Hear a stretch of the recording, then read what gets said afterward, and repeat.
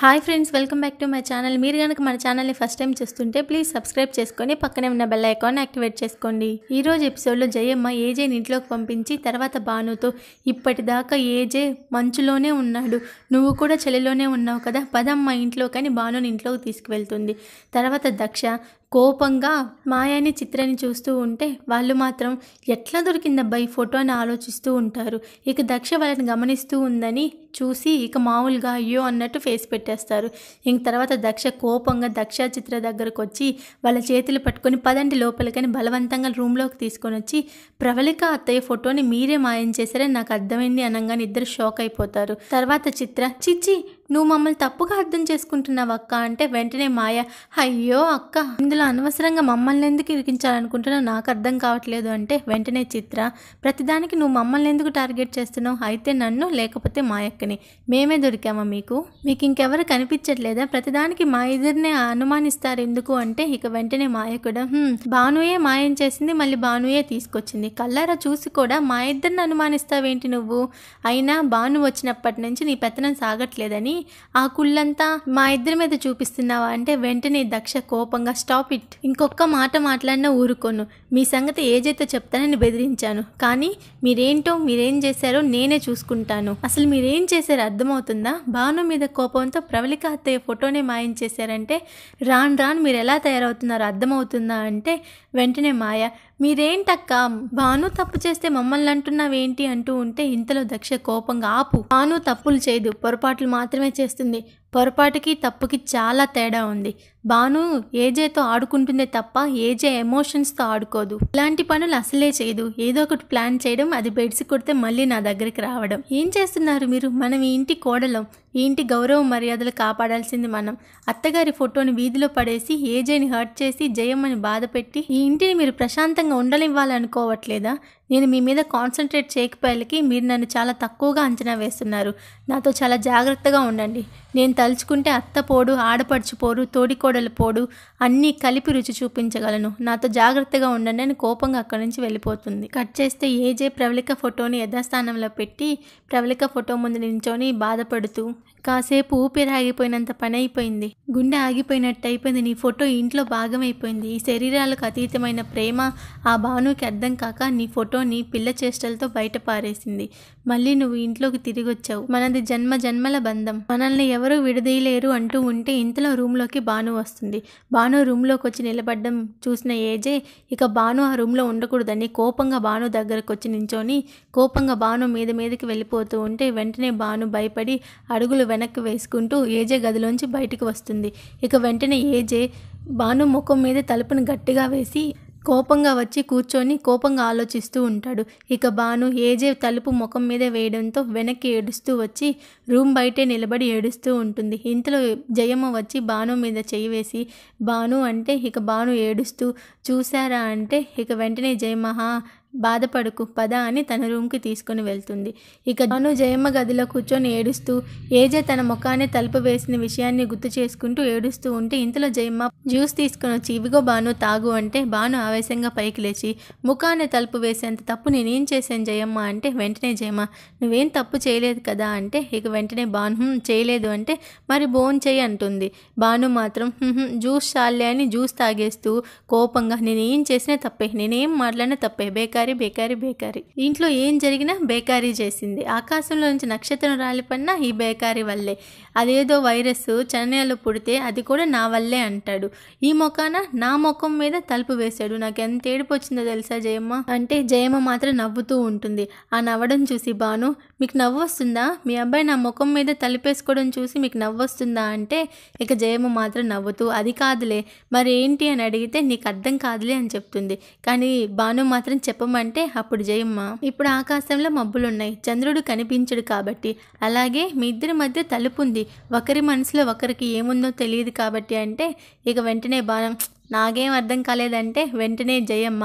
భానుని కొట్టి నేను చెప్పింది కూడా అదే కదా, నీకు అర్థం కాదు అని అంటే ఇంక వెంటనే భాను పోనీలే అర్థం కానిది అర్థం కాకపోతేనే బాగుంటుంది అంటే ఇక వెంటనే జయమ్మ అసలు ప్రవళిక ఫోటో ఇంట్లోంచి బయటికి వెళ్ళింది భాను, ఈ ఇంట్లో ఎవరైనా అంటే ఇక వెంటనే భాను ఆలోచించి చాచా ఈ ఇంట్లో వాళ్ళకి అంత ధైర్యం ఎక్కడుంది, ఆ పని చేసింది నేనే అంటే నేను ప్రవళిక ఫోటోని తుడుస్తూ ఉన్నాను, ఇంతలో మా నాన్న ఫోన్ చేశాడు, ఫోన్ మాట్లాడుతూ ఆ ఫోటోని పట్టుకొని బయటికి అలా వెళ్ళిపోయాను, రథం ముగ్గుకి వేసిన తాడులా ఎక్కడికో వెళ్ళిపోయి ఆ ఫోటోని ఎక్కడో పెట్టేశాను, చెత్తవాడు తీసుకెళ్ళి వెళ్ళినట్టున్నాడు అంటే జయమ్మ గట్టిగా నవ్వేస్తూ నమ్మేశాను అనుకున్నావా అంటే ఇక వెంటనే భాను అమాయకంగా ఎందుకు నమ్మరు అంటే వెంటనే జయమ్మ ఏజే నిలదీసినప్పుడు నువ్వు ఒప్పుకోలేదు, ఇందాక కూడా నేను తప్పు చేయలేదు అని ధైర్యంగా చెప్పావు, నీ వల్ల పొరపాట్లు జరుగుతాయేమో కానీ తప్పులు మాత్రం జరగవు అది నాకు తెలుసు, కానీ నువ్వెందుకో చెప్పడానికి ఇష్టపడట్లేదు కాబట్టి నేను అడగను అంటే ఇక వెంటనే భాను అయ్యో జయమ్మ అని ముందుకు వెళ్తూ ఉంటే చేతిలో గ్లాస్ జారి కింద పడుతుంది, ఇక భాను కంగారుగా ఆ గాజు పొలుకులన్నీ వేరుతూ ఉంటే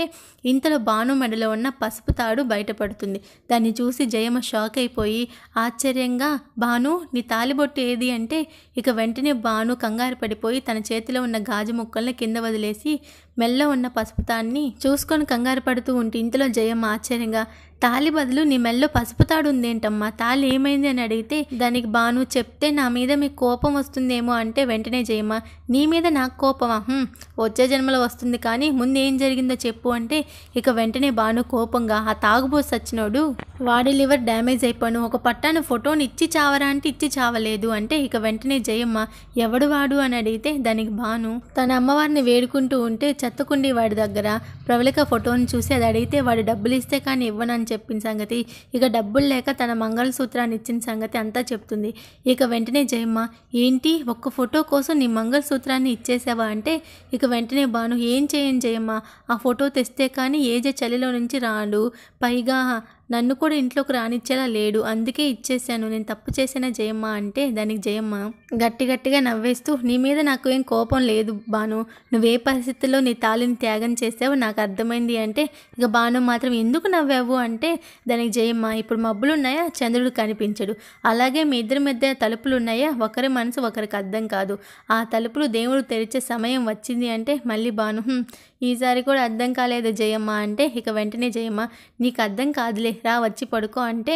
ఇక జయమ్మ పడుకుంటూ ఉంటే భాను మాత్రం నేల మీద పడుకుంటే అది చూసిన జయమ్మ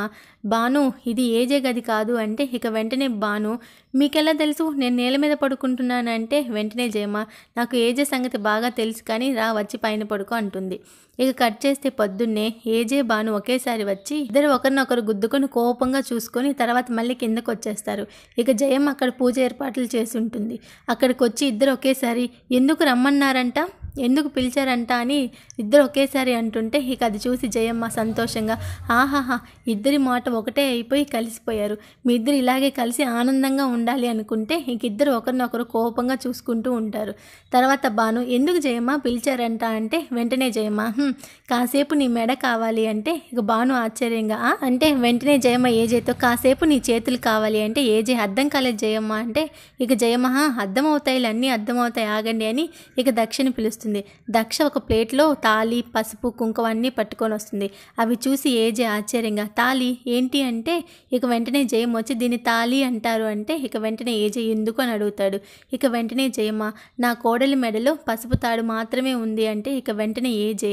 భాను మెడలో చూస్తే పసుపు కొమ్ము ఉంటుంది, అది చూసి ఆశ్చర్యంగా తాలేమైంది చాక్లెట్ల కోసం అమ్మేసావా ఏంటి అంటే ఇక వెంటనే భాను కోపంగా నాకేం చాక్లెట్లు తినే అలవాటు లేదు అంటే వెంటనే జయమ్మ నువ్వు ఆగు భాను నేను చెప్తాను అంటే ప్రవళిక ఫోటో కోసం భాను తన తాలిని త్యాగం చేసిందంటే వెంటనే ఏజే త్యాగం ఏం చేసింది అంటే ఇక జయమ్మ అక్కడ జరిగిందంతా చెప్తుంది, ప్రవళిక ఫోటో ఇవ్వను పగలు కొట్టేస్తాను తాళి ఇవ్వకపోతే అని చెప్పాడంట అంటే ఇక వెంటనే ఏజే ఆమె చెప్పింది నువ్వు మొత్తం నమ్మేశావా అంటే ఇక వెంటనే భాను కోపంగా అంటే నేను అబద్ధం చెప్తున్నానా అని అరిస్తే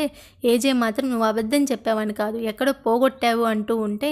ఇంతలో అంజలి వచ్చి కాదు నేనే సాక్ష్యం నేను వద్దు అని చెప్తున్నా కానీ ఆ ఫోటో కోసం తాళిని ఇచ్చేసింది అని చెప్తుంది, ఇక ఏజే ఆలోచించి సరే ఇప్పుడేంటి జయమ్మ అంటే ఇక వెంటనే జయమ్మ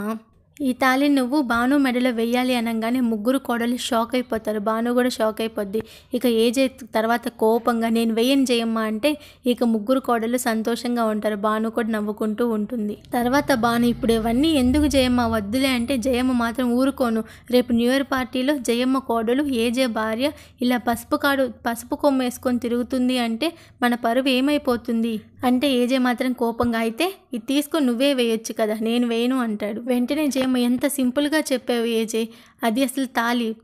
తీయకూడదు, పసుపు తాడి కట్టుకుంది కాబట్టి సరే అనుమానం లేదు, నాకు భయం లేదు. కానీ ఇదేమన్నా హారమా ఎవరు పడితే వాళ్ళు వేయడానికి? మంగళసూత్రం భర్తే వేయాలి, భర్తే తీయాలి, సో నువ్వే వేయాలి అని చెప్తే ఏజే మాత్రం కోపంగా అబ్బా జయమ్మ నువ్వు భాను విషయంలో నన్ను చాలాసార్లు కట్టడి చేస్తున్నావు, ఒక్కసారి తాళి కట్టినందుకే గింజుకొని చస్తున్నాను, ఇప్పుడు మళ్ళీ వేయమంటున్నావు, నేను వేయను జయమ్మ అంటే వెంటనే జయమ్మ కంగారుగా ఏంటి ఏజే ఇంత తేలిగ్గా తీసుకుంటున్నావు, దాన్ని ఏమనుకుంటున్నావు, అది నువ్వు కట్టిన తాళి అంటే ఏజే మాత్రం అయితే అది నేనే వేయాలా, సాయంత్రం ఓ నలుగురు ముత్తైదులను తీసుకొని పెద్ద పార్టీ చేసి వాళ్ళ చేత వేయించుకోమను అంటే వెంటనే దక్ష పోనీలే జయమ్మ అలానే చేద్దామంటే దానికి జయమ్మ కోపంగా ఏంటి చేసేది, అది తాళనుకుంటున్నారా ఎగతాళనుకుంటున్నారా, ఎవరంటే వాళ్ళు వేయడానికి, ఏజే వేస్తావా లేదా, వేయకపోతే నేను చచ్చినంత ఒట్టే అనగానే ఇక ఏజే కంగారుగా జయమ్మ దగ్గరకు వచ్చి ఏంటి జయమ్మ అలా అంటావు, అలా అనొద్దు అని చెప్పి ఇక నేను వేస్తాను అంటాడు. అనగానే ఇంక ముగ్గురు కోడళ్ళు భాను కూడా షాక్ అయిపోద్ది. ఇక ఏజే వేస్తాను అని భాను దగ్గరికి వెళ్తే ఇక వెంటనే జయమ్మ దక్ష